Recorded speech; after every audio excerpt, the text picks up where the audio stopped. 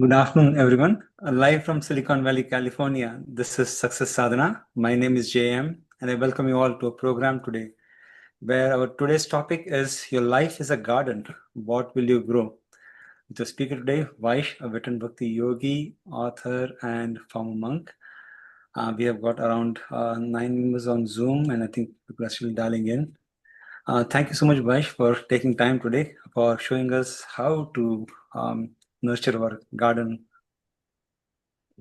Oh, thank you so much for a warm welcome, JM. It's a pleasure to see you.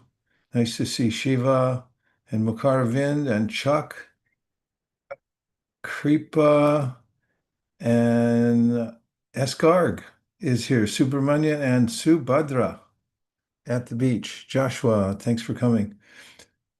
Yes, JM, we're continuing in the vein that we've been in for some time and making sense of the world is an exercise that gives one hope. If everything's random and we are controlled only by destiny, or there's no meaning to anything, then we might as well just sign off right now. But humans tend to have a sense that we can put things in order, and that's really the purpose of human life, to put things in order, to find order and meaning. There are various studies from various angles of vision. I grew up with a couple of parents, well, two parents, a mother and a father, and both of them were interested in finding meaning. I remember as a kid having conversations with my mother about her sociological observations.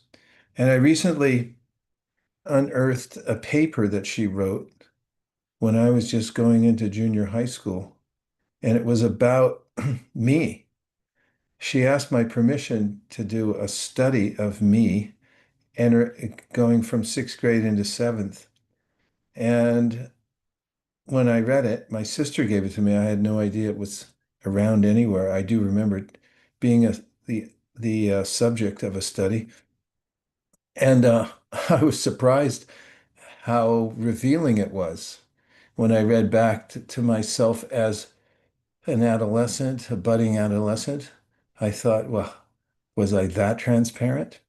And it led me to see from her conclusions in the paper about how one might observe things in this world and find patterns, traits in certain people that resemble traits in others, and so forth. What to speak of in psychology, and then when we get into the physical sciences, there's some order, there's some meaning.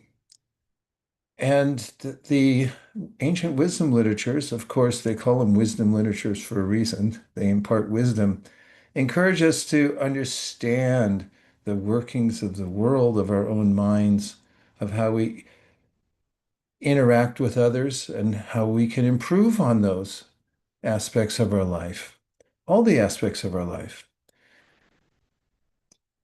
Personally, I find this encouraging because if there's a way to improve and we have an impetus to improve, then, oh, please give me the information. I would like to try to follow the step-by-step process. It could feel, we might feel hopeless at times and think, oh, I could never do this. But there's lots of coaching, and there's lots of ways in which if we can verify the information that we're getting, we can cultivate a better way of life. And I deliberately use the word cultivate because today's about gardening, and we'll talk a little bit more about why that metaphor is so applicable to our lives. Yeah, I'm not going to give it all away now, but let's just start by going into a different state of consciousness. Let's see if we can switch. This is an interesting study of ourselves to see how we might switch the state of consciousness we're in now. What would you describe your state of consciousness as right now? If you were just to give a one sentence observation of where you've been the last 10, 20, 30 seconds, of where you are kind of right now, how would you describe it? Maybe put it in the chat box or just speak up and say what you feel like. Is that hard? Scrambled, okay. That's a thing.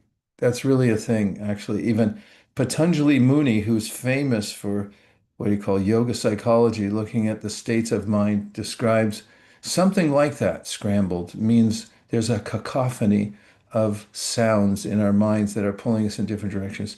Mukaravind, excited to learn. Okay, I feel like that too. Anybody else? Can you describe your state of mind? It's sometimes helpful to observe our own state of mind and say, where am I right now?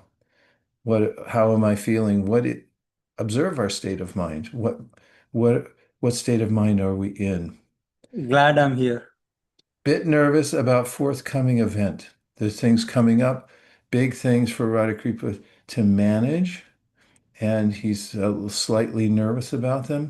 Shiva says, good to be in a familiar Zoom room. Yeah. That's a nice feeling, right? A place where we have some resort. I was driving, so feeling competitive. Okay. Not in one state, says S. Garag.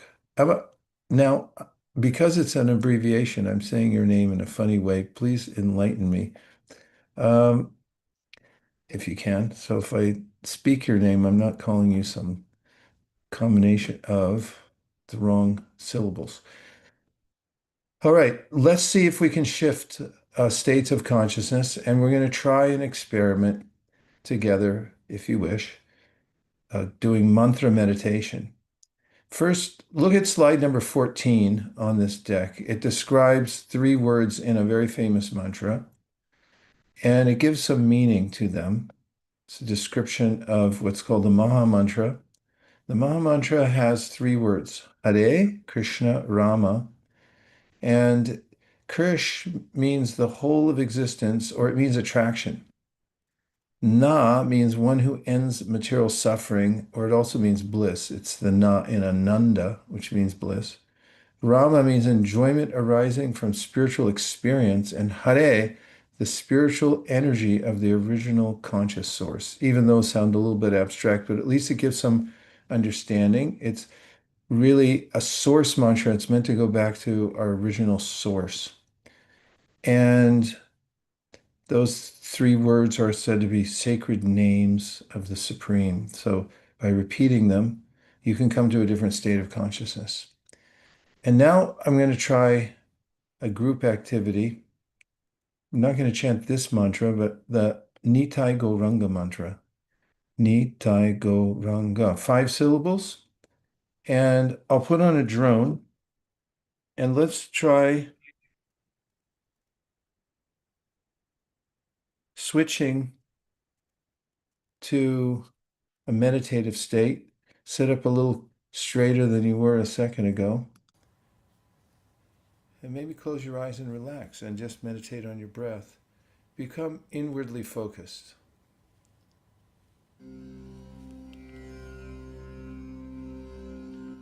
Be aware. You're all good. I can tell you that. The reason you're all good, your consciousness. And you're fine. Right now you're fine. You'll always be fine because what you are is more important than what you have or what's around you.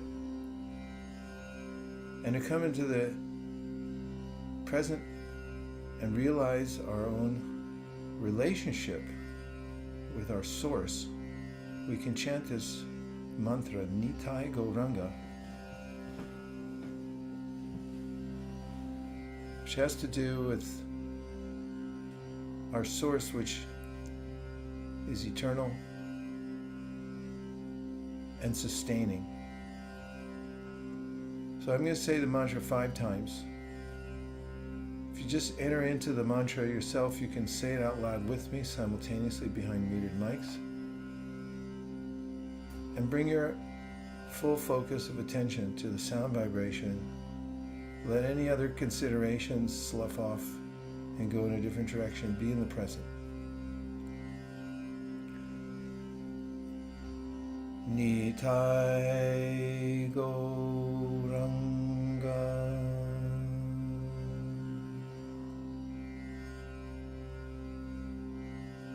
Nitai Gauranga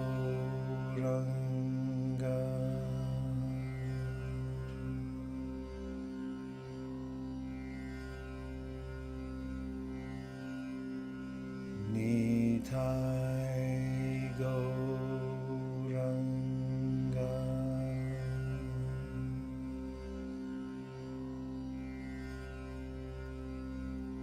Nitai Gauranga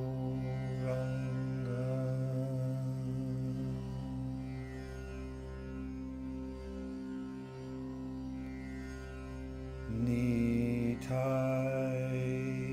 Gauranga.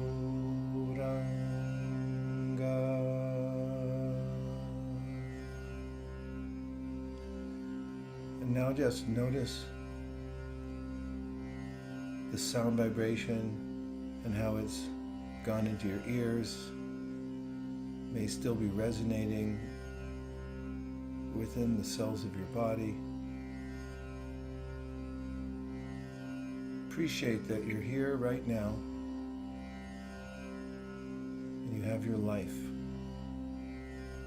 You've always had it, you always will have it, and it's creative and joyful. And bring your awareness back to your breath, back into your body, which Krishna says in the Bhagavad Gita is a field. It's a field of activity. Open your eyes, and we'll come back into the Zoom room and discuss. So we're affected by the world that we're in, and when we cultivate a particular kind of consciousness over time, we may make some adjustments to our daily routine for the sake of cultivating a higher consciousness. Of course, the state of our consciousness determines not only where we're going, but how we interact with others and how we feel about ourselves. Every aspect of our lives has to do with the state of our consciousness. We've been operating on the information and discussing over the last several sessions about the three modalities of the world. And the fact that they're so well defined is very helpful. There's information in the Bhagavad Gita and elsewhere about how we're affected by these three powerful forces of the world, sattva, rajas, and tamas. And when we know their characteristics, and we also know that we're not helpless against them if we learn how to cultivate our consciousness. And as an example, what Krishna describes in the Bhagavad Gita is that we're constantly fighting with these modes or against the modes. They're oppressive in many ways, especially the lower modes of nature. But there are processes through which we can rise to the higher modes of nature, especially to sattva, and we can transcend it. We can break through to the fourth dimension and experience our eternal nature. And even as we live in the world where we're affected by the modes of material nature, we may be, if I may use the word, impervious to the modes because we've found our spiritual center and we've come to conscious awareness of ourselves as conscious beings beyond matter. And we're not susceptible to the modes. Or when we're affected by the modes, we're trained enough so that we can rise above them. We can move from the lower modes of nature to the higher modes and there find a respite so that we can go on with our spiritual practice. So let's look at a few ideas from today's deck. And the first is the very title, your life is a garden, what will you grow? That's a good question to ask ourselves. And the very metaphor itself suggests that there are possibilities for us. And in the Bhagavad Gita, Krishna, in speaking about this, gives a definition of knowledge.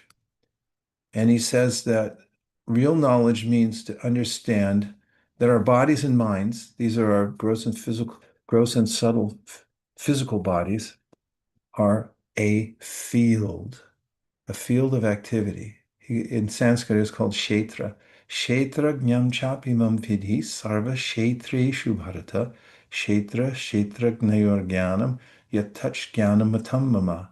He says, true knowledge, when I say true, I mean knowledge that actually helps us, is to know that we're the knower of the field. There's a big difference between being the field and being the knower of the field.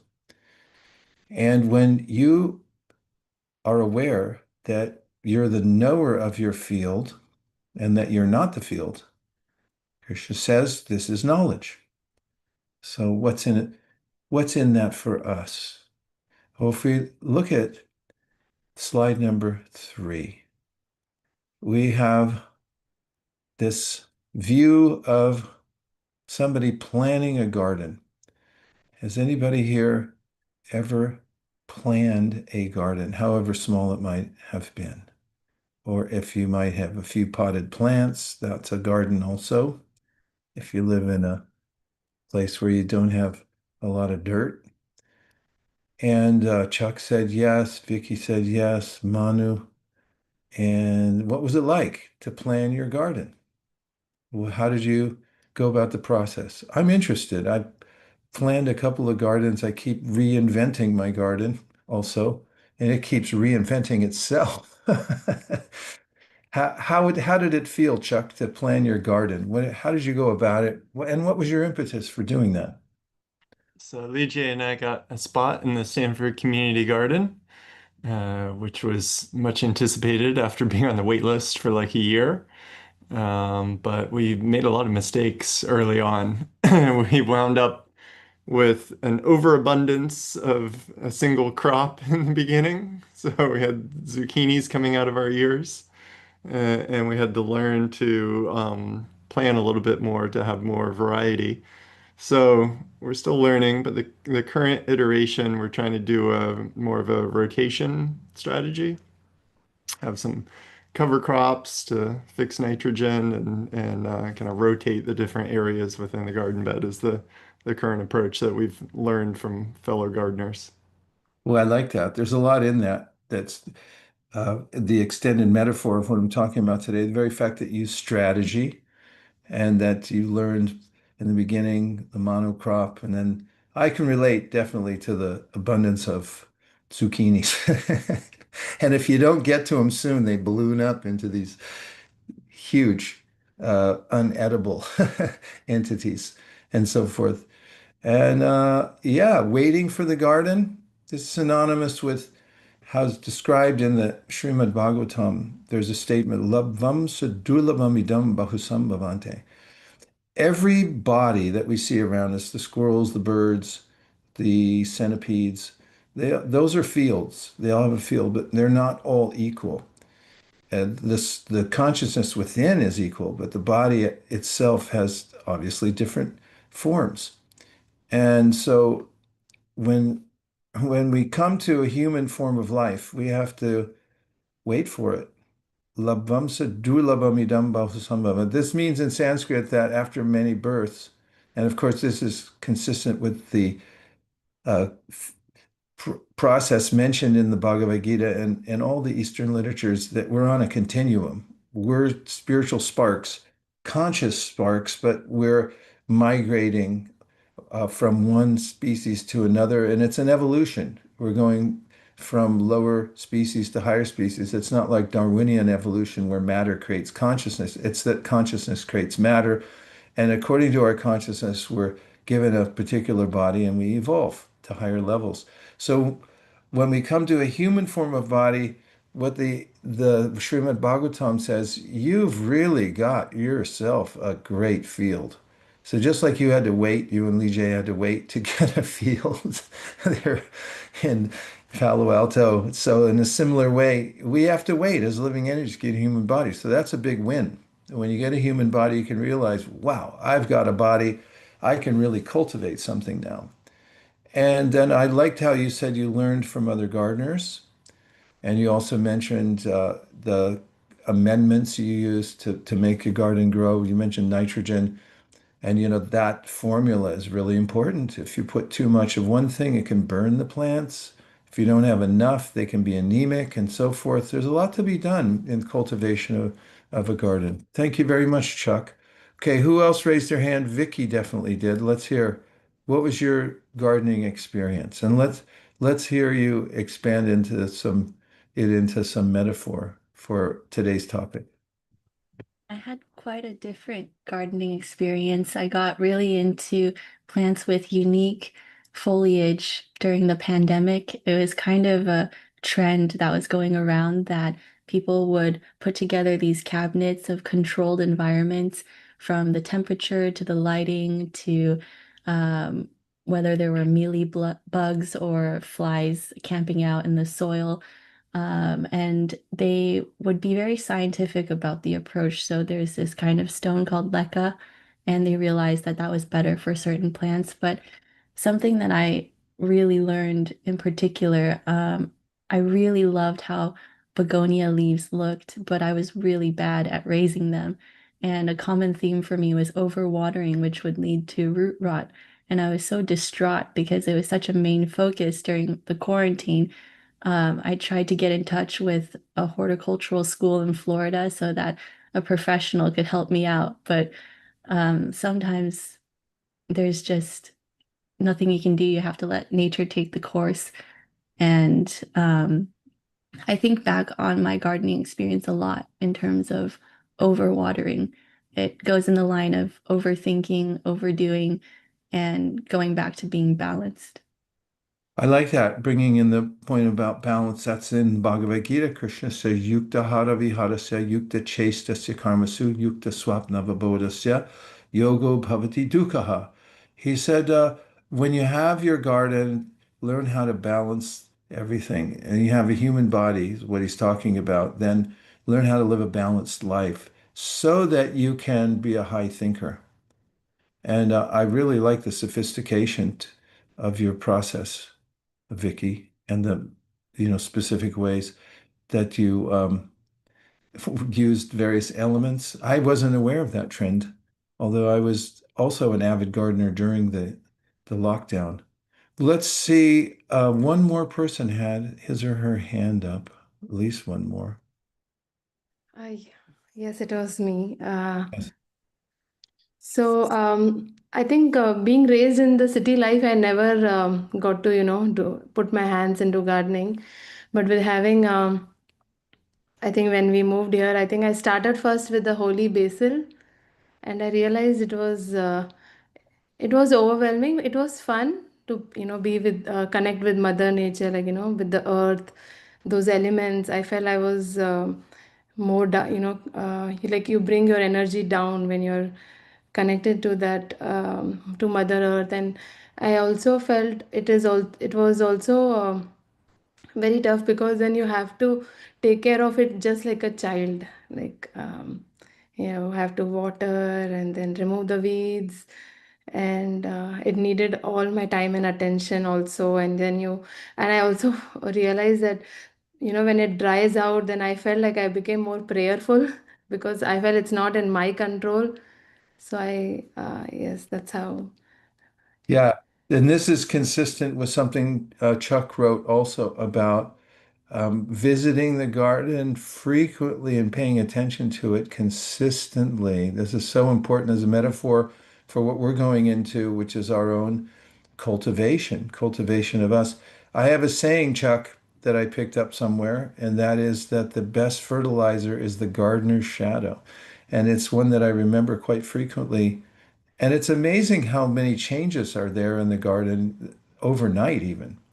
and how many changes there are within us overnight. You can't take it for granted that we're always going to be the same. We have to be avid gardeners when we're cultivating ourselves and dealing with the modalities of the world that can come out of nowhere. We have to be ready in the garden for heat waves. You have to increase the watering, or maybe it gets a cold snap, or maybe there's an infestation of little critters who look like they're from outer space. And you're like, where'd you guys come from? And you mentioned weeds and so forth. It's very important. And I resonated also with that you learn every zucchini squash recipe. Okay, I love this picture that we have here for slide number 3. It looks so ordered to me. And somebody there has put up a grid and they're planning where everything goes. And this is synonymous with the ideas given for those who want to become happy in life. You have to plan ahead and realize that there are mitigating factors in the world, but we can plan for those and we can also rise above them. Of course, the ultimate metaphor given by Chaitanya was that uh, we're cultivating ourselves spiritually. And that's exclusively done, the cultivation part, in a human body, that we can decide what to do and how to increase our devotion and our spiritual acumen altogether. But do you find this picture satisfying? Maybe it's a personality type. I like to see order and plan ahead for things. It's a great picture. JM, good news. Wolf's here. He just put a comment up. Could you read it? Yes. Wolf says, teaches us patience, delayed results, no immediate gratification. Wow, that's such a good point. Yeah. And I always notice when I plant something and then I go away for some time and I'm not there conscious of the field, although I do have gardeners coming by to look. It's amazing to see the time lapse, the growth over certain periods of time. And if I'm just there watching it every single day, it's like, come on. So we can use our lifespan and know that consistency over time will be very effective. Okay, continuing the conversation and the metaphor itself. And the next one's something very obvious, but it's worth remembering because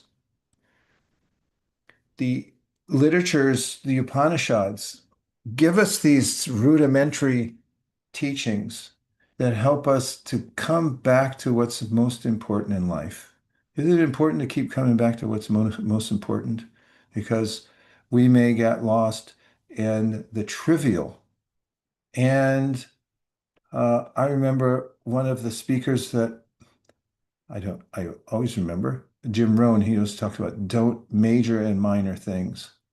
And then this goes along with the gardening metaphor. You get what you cultivate. This is very important. JM, tell us what Sharat said. Yes. And Nirali. Yeah, Nirali said that I appreciate the farmer, food, and all 5 elements playing a role that looks so easy in grocery store. So true. And Saraj says, garden is the safest place to practice your best effort since plant will not complain except showing sign of our success are not so successful. Yeah. Well, I had replanted some vegetables because they volunteered in my front yard where I didn't think I could take care of them. So I moved them to the back bed. And the first day I'd moved them there, they looked quite unhappy. And there was a film crew over here. We were shooting some videos. And I was apologizing. I said, don't worry, they're okay. They're not going to actually die because I was worried people might think that my garden was looking a little peaked. But yeah, the relationship we have with plants is quite telling. And I love this picture. As I noticed below, there are kanjis, these pictographs. Some of them are actual pictographs, other ones are a little more creative. Not that pictographs aren't creative, but we can see the different plantings going on here, the seeds that are going in. Most plants and a lot of, well, many seeds look similar. Some seeds look vastly different, but unless you're an expert in seeds, you don't know exactly what it is, perhaps. And what's more, seeds look kind of insignificant, but they're not at all. I mean, what is a seed anyway? Who thought of that? A seed. All the information is there within the seed. There's even some nutrient there packed in. It's like a mother packed a lunch for it, said, okay, go out in the world, do something. And when it comes in contact with the soil and the water and so forth, and it comes out, there's enough nutrient there within the little seed pod so that it can sustain itself as a seedling. But the main point here is that you get what you cultivate. If you plant, sorry to state the obvious, but I think it's there in the Upanishads, so we might as well say it here too. If you plant carrot seeds, you're not going to get cucumbers. And if we have false expectations about what we're going to get in life and don't trace it back to the way we're doing our own planting, then this is illusory. And an illusory lifestyle is not very satisfying. But what is satisfying is coming to grips with how what we're planting is coming up in various ways. So being fully aware that the seeds we plant will give us specific results. And in our lives also, we have to be very much aware of what we're doing and how we're doing it, so we can cultivate our consciousness to the highest level. Now that brings us to something I alluded to a few minutes ago, and in slide number 5, we have this oft repeated concept in many of the ancient literatures, the Upanishads and the Vedas, the Srimad Bhagavatam, Bhagavad Gita, that human life has a very specific purpose. It's not willy-nilly. It's meant for us to cultivate something that bears a specific fruit. And therefore, we can count on the cultivation process if we follow a system and we're vigilant about it. We can expect something amazing. I think all plants are amazing. I'm just going to go ahead and say it. I mean, how does it happen? How does it bear fruit, flowers, and come right out of the ground, and so forth? And human life can be an amazing adventure at every moment if we're invested in the cultivation process. But keeping in mind, the main point is that's what we're meant for. According to the Srimad Bhagavatam, which says, human life is meant to cultivate spiritual consciousness.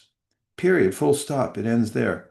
And if we do that, then we'll get the best fruits and flowers that will fully satisfy and nourish us. That's the implication. That's why it's important. Here's the definition of the word cultivate. I know you're wondering about that. So we provided it right here, obviously from Latin.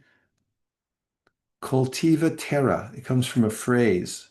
The phrase means arable land. Cultiva terra, as in terra means the earth, terra firma.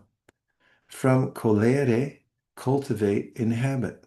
Try to acquire or develop a quality, a sentiment, or a skill. So this is important in the context of our ongoing conversation about the modes of nature and how they affect us. We can cultivate those. It's not that we're helpless. We, as humans, can understand causality. We understand causality and we take help from knowledge from a higher source. We can amend the way we're doing things in our life, albeit step at a time. It's not so easy to turn around a battleship going in a certain direction. And this cultivation helps us to develop something extremely beautiful and desirable, a quality, a sentiment, or a skill that can come out of us.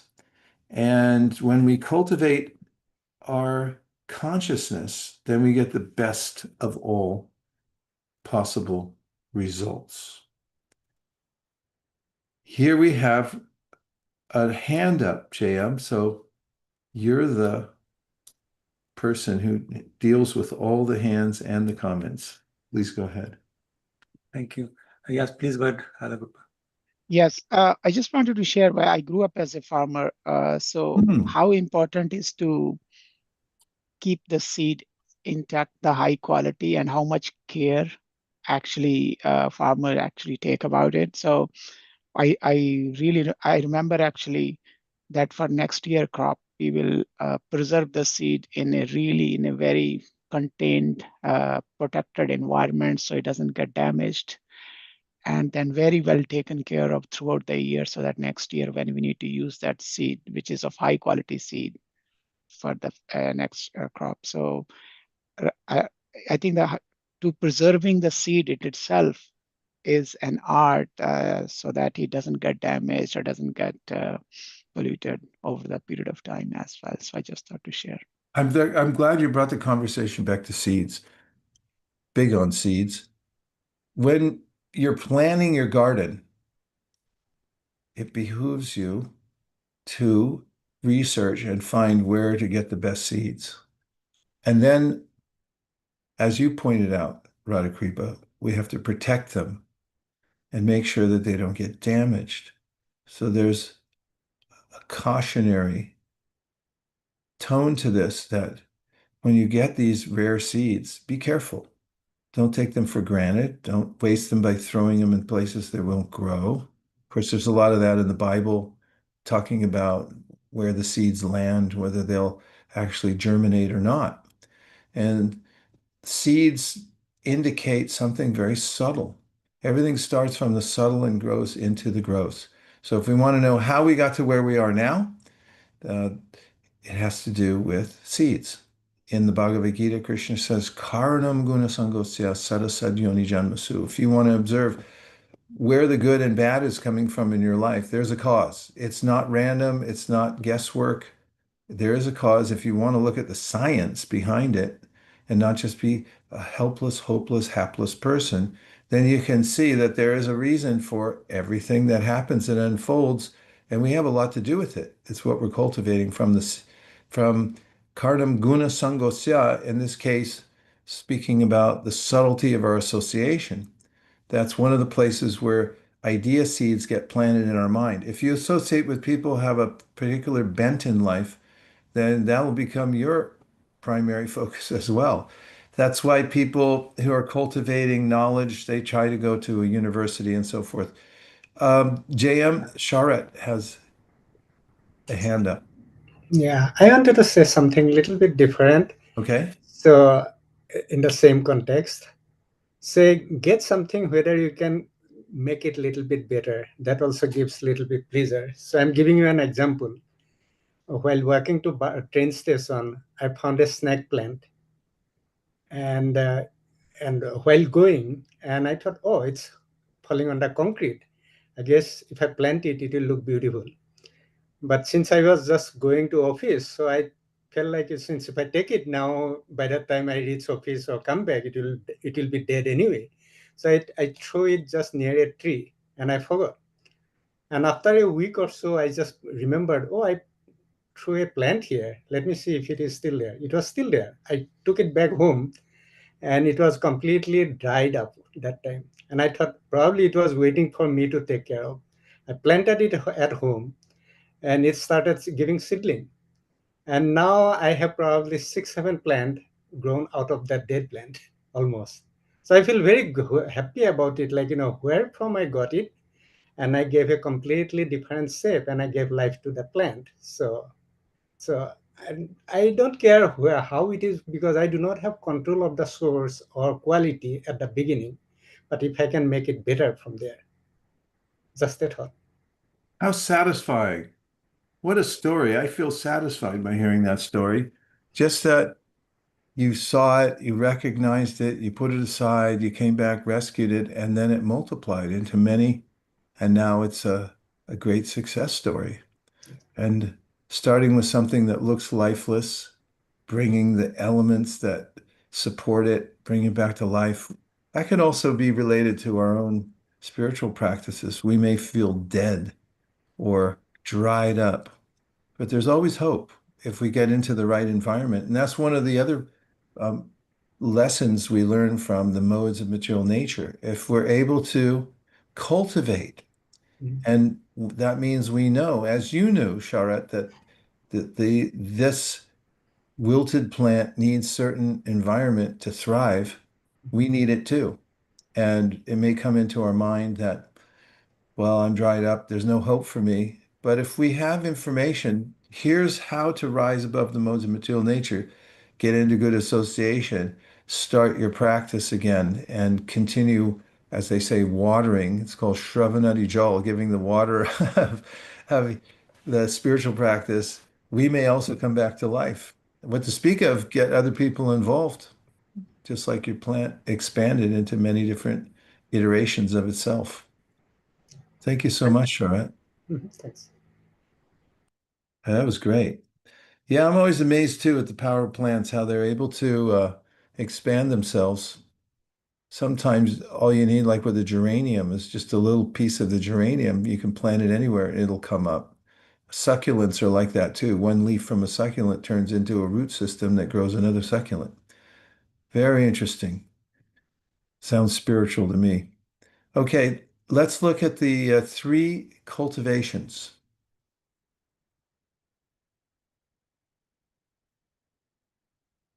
Ta-da! Wow, look at this. This is an interesting picture. Why don't you explain it, JM?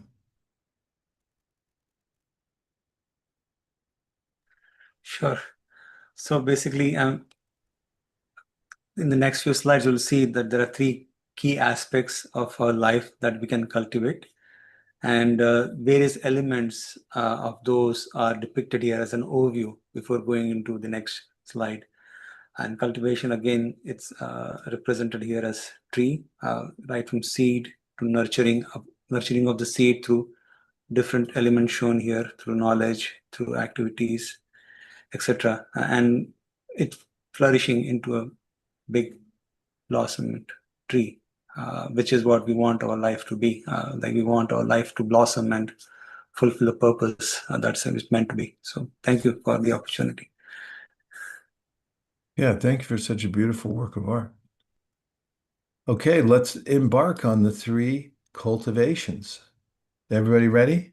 Wait a minute, don't move the slide yet. I want to make sure everyone's ready. I need some kind of, okay, Vicky's got her finger right on the button. Here we go. Three cultivations. The body. So someone say, oh, you don't want to take care of the body. It's not spiritual. It's just a material thing. No, that's not what the Srimad Bhagavatam says. It says you have to take care of your body. It's the dwelling in which the essence of who you are dwells. And wait a minute, did I say the dwelling in which we dwell? Please let me go back. It is it's a structure, it's a tabernacle, it's a temple, it's a place where the very essence of who we are, we're living in it. And what's more, we need it. We need to use the body, albeit temporarily, and it is temporary, to come to the perfection of life. So we need the body. And therefore, it's important. There are three different areas: diet, exercise, and sleep. That the diet's extremely important. And can you change your diet? Is it possible to change your diet? Let's see if anybody vote yes. If yes, say, wait a minute, how should I conduct such a survey? And only Vicky voted anyway. Is it possible to change your diet? Pramila says thumbs up. Bukharavinda says yes. Radha Kripa. SN says yes. Wolf didn't vote. Wolf's not voting. He's apolitical. He won't participate in the voting process. Nicholas, okay, Wolf gave a heart. That's good. I think we have a quorum. Can you change your diet? Yes, you can change your diet. Is it easy? No. If you go back home and say, I'm not going to do this I'm not eating this anymore. I became a vegetarian when I was 13. I traced it out to talking with my brother the other day, and I was trying to find periods in my life. And I remember when I came home and I was late for dinner. I walked in and you're late for dinner, and I said, I'm not eating that. They said, what are you talking about? And I said, I'm a vegetarian. It's like, what? And that's when it started. And I just changed my diet. But it wasn't easy because right after that, my parents took us on vacation to Europe. And my mother said, if you just wait till we get home, I'll take care of you. And I've heard from so many people, if they make a slight change in their diet and their wife or their husband or their mother or their grandmother or somebody says like, what do you mean you're not going to eat this anymore? You're going to eat that instead. What are you talking about? We always eat this. It's kind of rut that we can get into, and it's part of the modes of nature. We eat according to the quality of our consciousness. And changing that can have such an impact on our lives, both physically, mentally, and spiritually, that it's worth looking into how to adjust the diet. So that's one thing that's highly recommended is being careful what you eat and finding out what is a healthy and spiritually based diet, which means you make the act of eating sacred, and you're also careful what you eat because your body is a machine and it needs certain elements, and most people are blissfully, for a while, unaware that there's causality between what you eat and the way that you feel and how healthy you are. Okay, I'm off my soapbox. Now I'm ready for the next one. I just wanted to say that I Yes. can launch a poll anytime you want, so let me know if you like. Oh, now we're getting scientific. This is science-based, this program. We only do science-based research, controlled experiments. Okay, what are the other two for when it comes to the body and cultivation? Next one, no, we're still on body, right? Body, then there's exercise. If you don't move your body, then the body gets unhealthy. It's got to move around. And walking is a good exercise. There's lots of good exercises, but moving is a really good idea.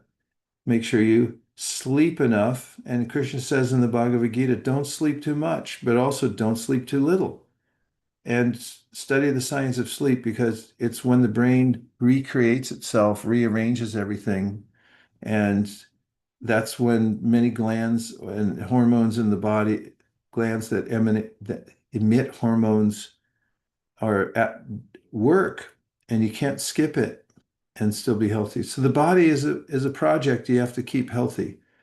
Kamasya nendriya priti labo jivete yava. The ancient script says, stay healthy so that you can cultivate yourself. Okay, next one is mind. Mind is part of the physical body, but it's very subtle. And we're training our subtle bodies. You have to train your subtle bodies. It's not that you can just let it do anything it wants and then it'll cooperate with you later. You have to be very deliberate about it. So we talked about service mind in another program, but training your mind to think how to do good for others is highly recommended. Controlling speech and the conversations you have so much to do with the state of your mind. Say 20% less of what you think you need to say. And be careful what you say. Speak truthfully. Otherwise, you'll disturb your mind. Speak things that are beneficial. Avoid speech that offends. And recitation of Vedas. That's important. Veda means spiritual knowledge. And then reading. Reading is really good for the mind, whereas scrolling isn't. Reading something that educates. If you watch television or scroll, it'll scramble your brain. And if you read a book, you get yourself together. your mind will be much more focused. Don't scramble your brain. Okay, and then we had body, we had mind, and now we have consciousness. That's who we are. We're actually the conscious spark within the body. That's what animates the whole body. So meditation on universal consciousness. That's an awareness that we're part of something much bigger. And becoming aware of what's called the Param Atma, or the spiritual essence that pervades everything, that gives us intelligence, that's guiding us, that's maintaining everything. When we can connect to that source of our very selves, it's available at every second because it's within everything. Like tapestry is the otam protam, the horizontal and vertical threads, they're tied together. That consciousness, universal consciousness, pervades everything. We need only tap into it. Hearing transcendental sound is vital. This is the main process for spiritual upliftment in the process of the Vedas, which are called Shruti. It means hearing. State of what you hear. Excuse me. I'll start concentrating on what I'm saying and try to speak proper English. The quality of what you hear will determine the quality of your consciousness. So find out, do the study of what transcendental sound is. There's sound that comes from beyond the modes of material nature. It's not contaminated by the modes of material nature. It's transcendental. And when you hear that kind of sound, it purifies your consciousness. Would you like to have purified consciousness? I'm going to vote on that one. Yes, I would. And then third is prayer. Prayer is a way of directly connecting to the Supreme.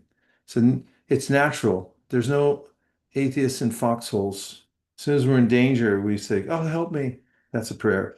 And when we say, "Oh my God," that's a prayer. But if you're more deliberate and don't do it as immediate response to your environment and you think about it, you can connect to the Supreme Consciousness through prayer. If you go like this is like the universal mudra for prayer. It's kind of like a lightning rod. You could take this and the consciousness from the Supreme comes right through your fingertips into your heart. So prayer is really important too. Try it when you first wake up in the morning and before you go to bed at night or throughout the day. And before you start a meeting, next time you go to a board meeting, one of your corporate meetings, say, "Excuse me, can we say a prayer before we start?" And see what happens. Before you eat, that's been a tradition in many countries for a long time. At least saying something. Like in Japan, they say itadakimasu, which means now we're receiving some grace. So this is one of the immediate and very direct ways that we can connect our consciousness to the Supreme Consciousness. And now JM comes to reflections, and that means, if you don't mind, please share anything you heard or felt during the conversation today. Ariana, please go ahead. Oh, you're just saying hi. Hi, I'm at a restaurant, but just basically like the idea of taking care of your body and having a nice matcha right now. But really, I've noticed when I don't eat well, like I can't make decisions as well, and my brain gets foggy and cloudy. So just the importance of exercise and working out and eating well is like really resonating and hitting in with me. But just wanted to say hi. Yeah, good. Great to see you. You said you're tuning in from a restaurant somewhere?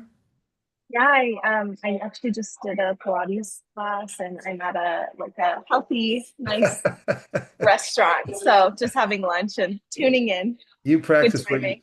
you practice what you preach. Yes. Fantastic. Great me. to see you. We feel the energy coming from there. It feels like sattva. Definitely. Thank you. Thank you. Thank you. And Pramila put up something in the chat, JM. Yeah. Pramila says, I did have all in my book club do a 5-minute meditation before starting to talk. That day, a lot of people had come and lots of talk was going on, and everyone was calm and present before starting. Well, I'm glad you tried that, Pramila. JM knows I do it before every meeting, and it's really helpful because oftentimes I get on a Zoom and everyone's talking and this and that. What was it like, Pramila? Tell us more about it. Uh, I do a lot of meditation, so I wanted to, get people in without, feeling them intimidated. So 5 minutes was just the right dose. So we had, 12 people come in that day. So it was a lot, and everybody likes to talk, and there was a lot of chatter going on, and one or two new people. So I think once we did that, it's just that everybody was together and calm and ready to talk with an open mind. As book clubs can get, everybody can get very passionate and lots of opinions. So you discuss with an open mind and togetherness, whatever comes to it. So that helps. Yeah, and what you said, one of the elements there, it was you mentioned how it's passionate environment. And talking about the modalities that we've been discussing, where in the Gita, Krishna talks about how there's tamas, that low energy that drags everyone down, then passion, which is rajas, this frenetic energy. Everyone's talking at the same time, no specific topic. And then sattva, where everyone feels calm and focused. And as you said, that they feel togetherness. And it's definitely an example that you've given here of how, and goes along with our talk today, how you can cultivate sattva. If you're very purposeful, you come into a group and before you start, let's all be together. Let's be very clear on what we're doing and take a moment to rise above that frenetic energy. It's a good example. It's practical, very practical. Thank you very much, Camila. Excellent. Okay. We have time for a couple more reflections. Anything you heard, felt, saw, practice in your own life, tell us what you're thinking. Don't make me come in there. Okay, Kripa, go ahead.